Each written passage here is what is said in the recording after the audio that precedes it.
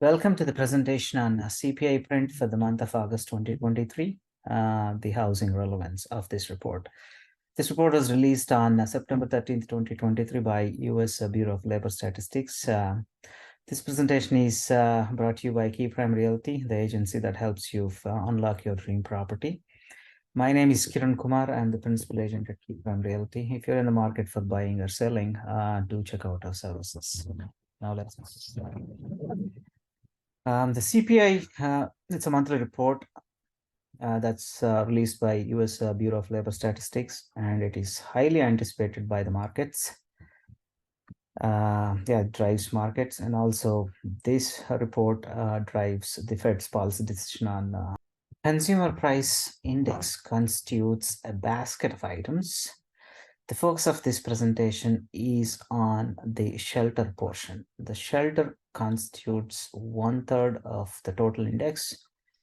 That means its weightage is quite substantial. And this is also relevant for our housing market. So that's why we focus on the shelter portion. If you look at the shelter, it has been trending down. February of this year, it was at 0.8, and then March it came down, April it came down, and then May it picked back up, and then came down, stayed the same. It came down for the month of August slightly. The month-over-month change is somewhat relevant. But the annual change is what is more important. So this shows that there is an increase of 7.3% when compared to the August 2022. So that means the shelter inflation is being very sticky. And some of the experts are suggesting that the 90% of CPI increase, that is the all items 3.7% annual increase of the CPI, is due to the shelter portion of this. And what shelter constitutes, we'll go through in the next slide. So something has to be done for the shelter component of the CPI. So what is included in the shelter component? It includes rents. So the rents paid by the renters to the landlords. So how the shelter, how the rents are trending year over year. So from August 2020 to August 2023, there has been a 7.8% increase in the rents paid by the tenants. So that is quite a lot of increase. And then there are a few other components, the owner's equivalent rent.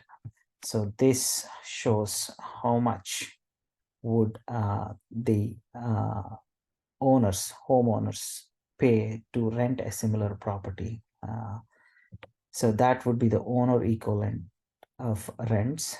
So these are the two important items. There are a shelter component that is away from the home, that's like hotels, but that has been pretty much stable. There was a spike of that component because of the revenge spending. People who haven't spent much on travel during the COVID times, they have spent quite a bit of money on travel and hotels, Airbnb and all recently, but that has become stable. So the two main components contributing to this shelter part of the CPI are the rents paid by the tenants and the owner equivalent rents. So let's go through what is causing all this. Now we're in a vicious cycle as far as the shelter portion of CPI is concerned. The Federal Reserve, as you've been tracking, they have increased their Fed funds rate since last year by many times in a row. The federal funds rate has been increased substantially over the months. In a span of 1 year, the rate has probably become from zero point 0.5 to 5.25. So that is a substantial increase. So the main purpose of this federal funds rate increase is to tighten the credit conditions. So they really want to make sure that the cost of borrowing, cost of funds is more, so that the economic activity slows down a little bit, so that the demand side is controlled, so that there is a better equation between the supply and the demand, so that the prices of the goods and services will come down. So that is the intention of this federal funds rate increase. Unfortunately, this is creating a vicious cycle.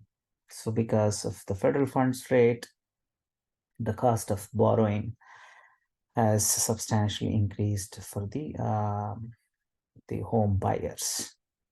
So that is an intended consequence. So they really want to make sure that make it tough for the buyers to purchase home, so that the demand of the home purchase goes down. As a result, home prices. So the supply will be there, and then the home prices will come down. But unfortunately, this is working in two unintended consequences. The first one is because the rates, the mortgage rates.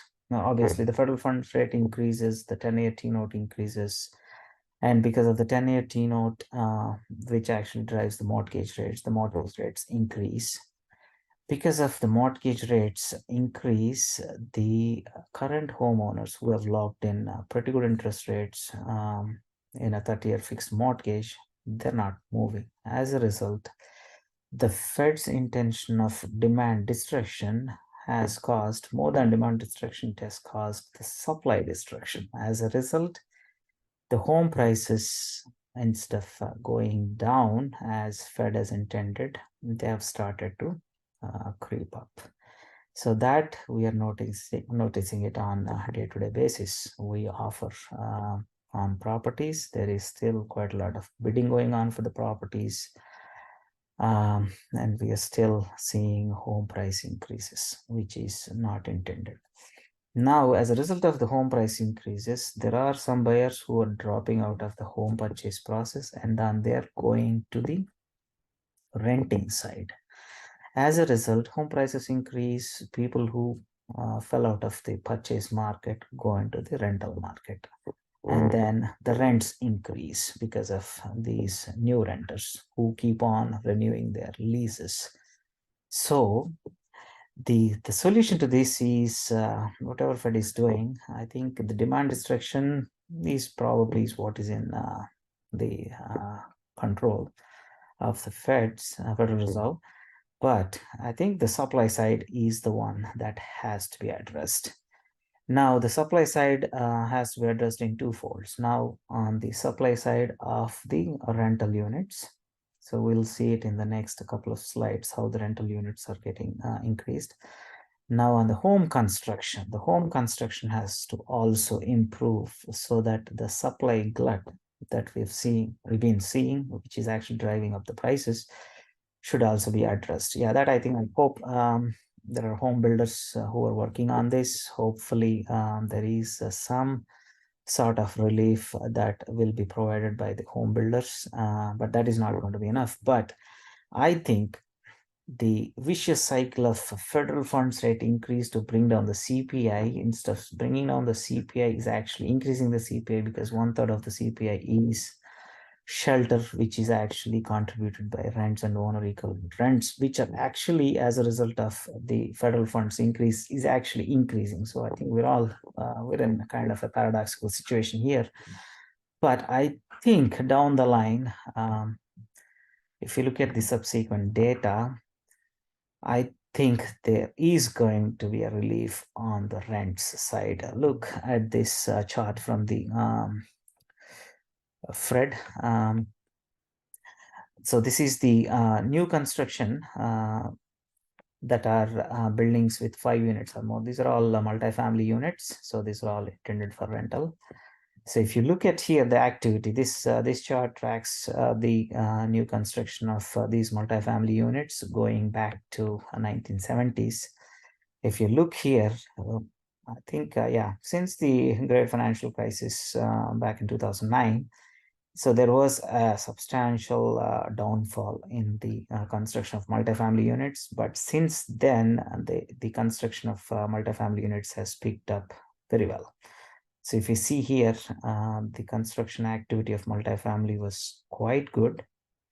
This is contrary to the new construction of single family units. Yeah, that there is another chart for that. But the construction of single family units was much less when compared to the multifamily units. Yeah, there are whole lot of reasons for it, because America as a nation has become a renter's nation.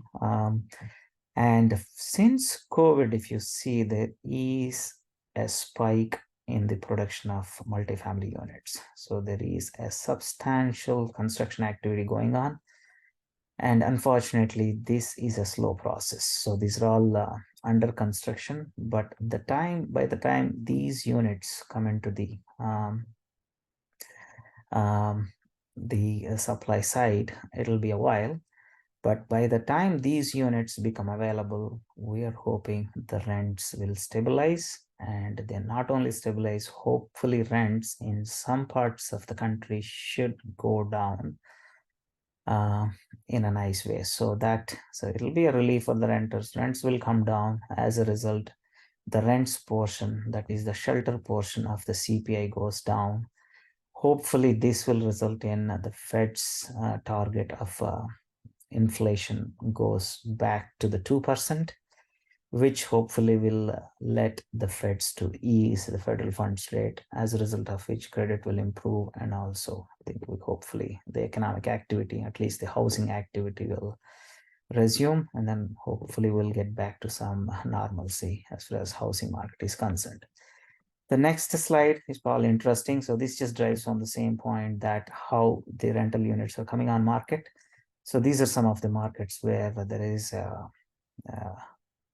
substantial number of rental units coming online, but these are all in progress. By the time these come online, hopefully once they all become online, the absorption of these rental units should bring down the rents. And as I was saying, because of the rents going down, the shelter component of the CPI goes down. As a result, the CPI goes down. If you remember, the shelter is 1/3 of the CPI index. So as a result of the CPI going down, the Federal Reserve can ease the federal funds rate. As a result, the borrowing costs will improve, credit conditions will improve. Hopefully that will result in the bond market, and also the 10-year treasury or the 30-year treasury yields going down. As a result, hopefully the mortgage rates go down, and as a result, the housing market will pick back. Hopefully there will be a supply increase from both the home construction side as well as the existing homeowners moving back again, upgrading, downgrading. So right now the housing market is in a freeze situation. People do not want to move because they've locked in such good interest rates. We don't want to lose those interest rates. So hopefully, in summary, what I mean to say is we are in a paradoxical situation. The Federal Reserve's intention of increasing the federal funds rate to bring down the rents and are bringing down the CPI is working in a different way. Hopefully, this will be resolved once the under construction rental units come online. Okay. So that concludes this presentation. Again, my name is Kiran Kumar. This presentation is brought to you by Prime Realty. If you're in the market for buying or selling, do check us out.